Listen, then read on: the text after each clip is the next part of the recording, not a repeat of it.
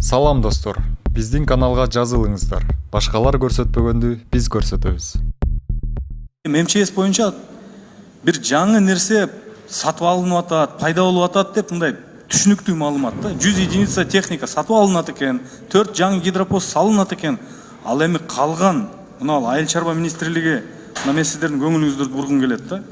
Мисалы үчүн 4.615.000 доллар эмнеге жумшалып атат? Мына карап көрсөңүздөр, экинчи пунктта 20 гидропосттун 4 ирригациялык системанын жана 200 км ички чарбалык каналдардын долбоор сметалык документтерин даярдоого кетип атыптыр. Долбоордук документтик даярдоого. А на первый взгляд читаешь, 20 гидропост салынат экен деген түшүнүк болуп пайда болуп атат да.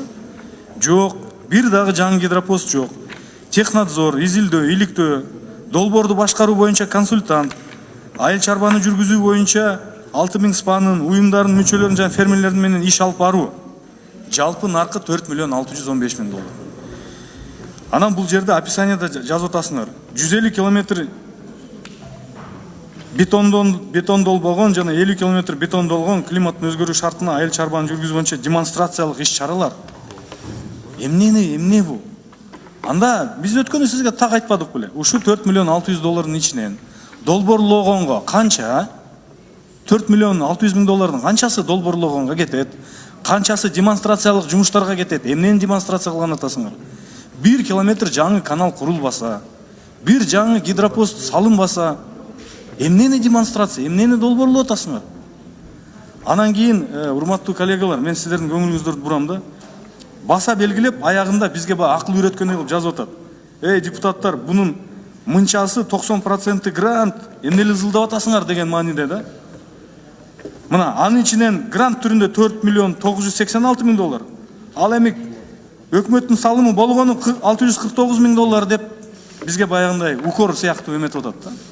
Эмне грант болсо эле эмне биз эмете беришибиз керек. Демонстрациянан долбоорлоого жумшай беришибиз керекпи? Экинчи маселе 1.563.000 доллар мына расшифровкасы. Долбоорду ишке ашыруу тобунун операциялык чыгымдары 2 кызмат унаасын сатып алат экен. Операциялык чыгымдар, долбоордун каражаттарынын жылдык аудити, жерлерди сатып алууга жана көчүрүүгө каражаттар. Кайсы жерлерди сатып алат? Канча жерди сатып алат? Жазбай бербейсиңер. Биз өткөндө ушуну бербедик беле маалыматты. Урматтуу коллегалар, өткөндө бул министрлик бизге 3 окууда кабыл алып бериңиз деп алып келишкен. Мен болбой койгом. Кандайчы 3 окууда? Регламент жол бербейт. Себеп деген ал жерде кредитный составляющий дагы бар да. 3 окууда деп 6 фракциянын чечимин көтөрүп келип алышыптыр. Андан кийинкисине караңыздар. 5.635.000 доллар кийинки. Аткарылуучу жумуштар дейт. Суу чарба жана мелиорация департаментинин курулуш иштери жана үйрөтүү чаралары. 4 ирригациялык системада ички чарбалык каналдарды реабилитациялоо жана модернизациялоо, климаттын өзгөртүү шартында айыл чарба жүргүзүү боюнча демонстрациялык иш-чаралар дейт дагы.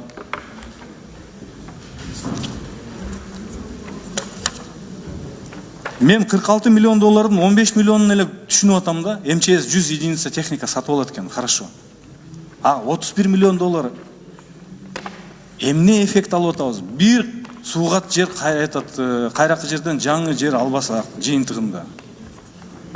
Эмне бир мындай түшүндүрүп бериңизчи? Балким мен бир нерсени түшүнбөй аткандырмын. Сиз тапшырма бербедик беле биринчи окууда? Силер 3 окууда деп күчкө салып алып келгенсиңер. 6 фракциянын чечимин чыгартып. Эми биздин комитет жооптуу да, эртең биз жооп беребиз да. Эмне дейбиз эртең палатага чыкканда биз? Бизге айтпайсыз, сиз туура маселелерди айтып атасыз. Негизи айтылып аткан сөздөрдүн бардыгы, айтылып аткан цифралардын бардыгы проектте жазылган боюнча которулуп сиздерге берилген баарыңарга. Жанагы жерди сатып алуу, же болбосо сатып берүү деген боюнча эгерде 3 объекти дагы каралып атканда, эгер ошондой туш болуп калса, ошолорду возмещать этип берет деген сөз да. Экинчи маселе пленардык жыйында айтылганда Нокен районундан, ошол Нокен районундагы жана правый ветка каналын көрүп жүргөндөрдүн бардыгы туура деп айтышты. Эмне себептен дегенде, ошол каналдын бардыгы почти азыр мындай ыйлагандай болуп турат да, ошон үчүн ошолорду реконструкция кылганга. Азыр эми департамент зам директору жана сизде бул техникалык бүт жана айтылып аткан сөздөрдүн бардыгына жооп берсинчи азыр. Жаныбек Калканович, биз каршы эмеспиз. Бардыгыбыз билебиз. Биздин бүгүнкү күндөгү ички ирригациялык каналдардын кейпин бардыгыбыз жакшы билебиз. Бардыгы муктаж ремонттогонго. А эмне үчүн ошол 31 миллионду ошол жалаң реабилитацияга жумшабайсыңар? Анда демонстрациялык көрсөтпөйсүңөр. Мына каналдын кебетесин карагыла. Мынанча кубометр бетон кетет. Мынанча кубометр грунт кетет. Мына ол рабочийлердин техниканын соляркасына мынча кетет деп. А бизге эмне кереги бар? Мына ол долбоорлоо, анан кийин тиги консультанттардын немеси, анан кеңсе тиги расходный материал, анан кийин ким баягы 15 адам 1 миллион 600 миң долларды айлык алып аткан адамдар кимдер? Эмне жумуш аткарат? Кошумчалап айтып берет азыр, ошол как раз айтып коңузчу.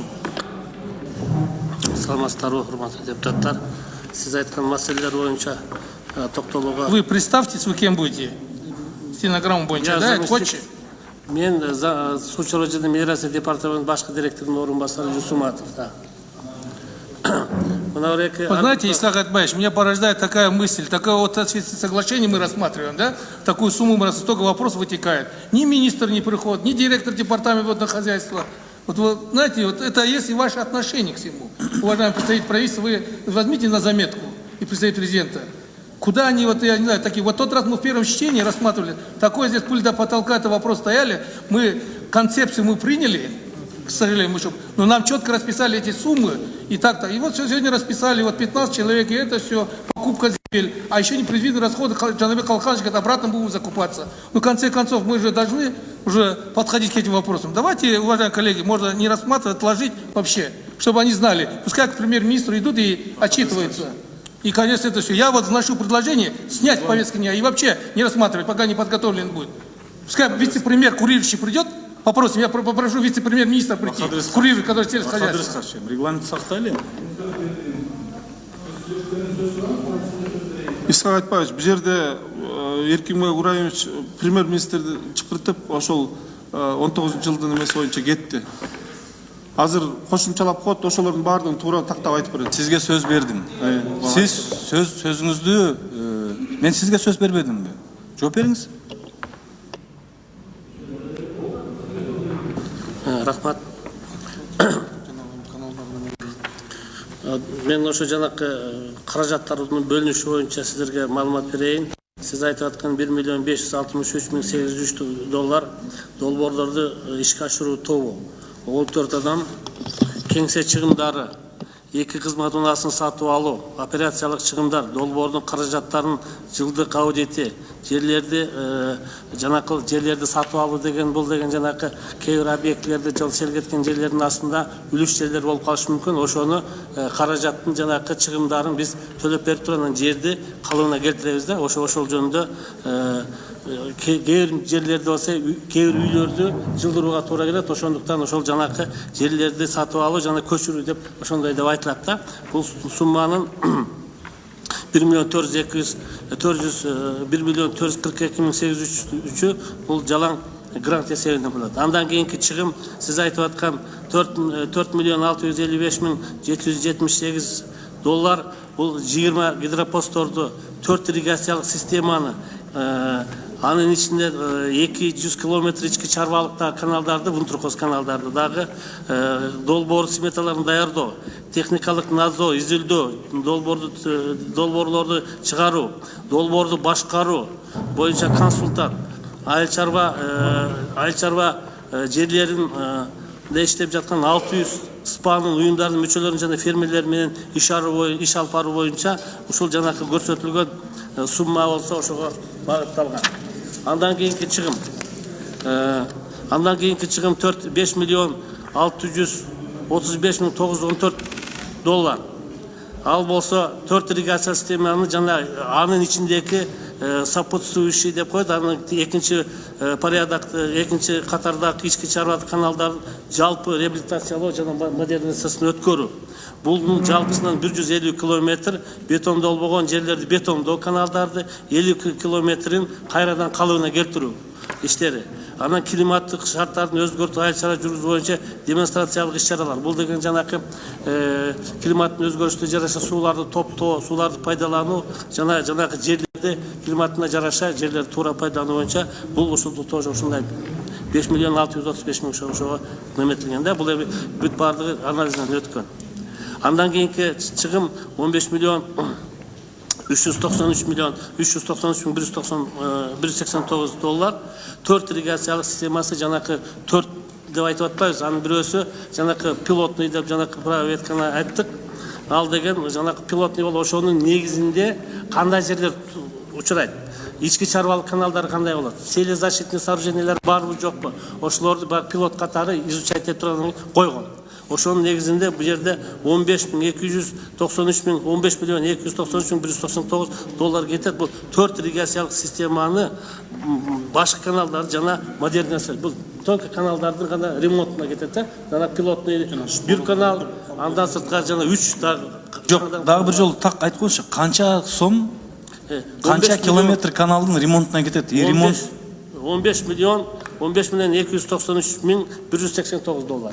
Бул деген жанакы айтып атпай 200 канча километр, 200 километр канал, андан сырткары дагы 200 километр канал. 200 километр иди каналдар. Эми ошол 200 километр эмне бардыгы талкаланып бүткөн каналбы же кайсы участоктары страшный, канча эмес? 200 километр каналды бүт бардыгы сплошной жасалбайт. Бул жерде жанакы кыйрап калган жерлер бар. Сел басып кеткен жер бар. Аны жана селезащитный сооружениялары жок жерлерде селезащитный сооружение, суу баскан жерлер бар. Ошолордун бүт бардыгын калыбына келтирет да. Жалпысынан алгачкы эсептөөлөр боюнча 200 километр дегиз. Анан кийин биринчи жанакы проветкадан үчөөнү болсо жанакы балким андан көбүрөөк болуп калышы мүмкүн, азыраак калышы мүмкүн. Жалпысынан ошол 15 миллион 293 миң 189 сомдо ошо только жанакы ирик 4 каналды ошо калыбына келтирүүгө жумшалат деп белгиленген да. Рахмат. Биздер эмес, эгерде намысыңар болсо, эмеге жасасын өзү. Кимге керек болсо. Суу департаменти ишке ашырабы? Мындай болуп атат да, урматтуу депутаттар. Бул ошол 46 миллионун 31 миллионун 100% суу департаменти ишке ашырат. Жактап аткан айыл чарба министрлиги. Суу департаменти эркенин эркеси болуп бүткөн. Келип да койбойт, иши да жок, буларды ишке салып коет. А булардын бир дагы чымындай бир сөзү өтпөйт. Да. Мындай эрке баланы мен көрө элекмин. Эч бир өкмөттөчү. Кимге керек болсо өзү. Мисал үчүн бул мен үчүн бул расшифровкаңар жетишсиз. Биз колдойбуз. Мен ошон үчүн биринчи окууда сурабадымбы? МЧСке бөлүнчү 15 миллионду биз сегментация кылсак болобу? Өзүнчө карасак болобу десем, жок дедиңер. Только вкупе каралат дедиңер. Ну хорошо, анан МЧСти биз МЧСке техника керек деп анан кийин биз 46 миллионго эмете албайбыз да. Бүдөмүк нерсеге бара албайбыз да.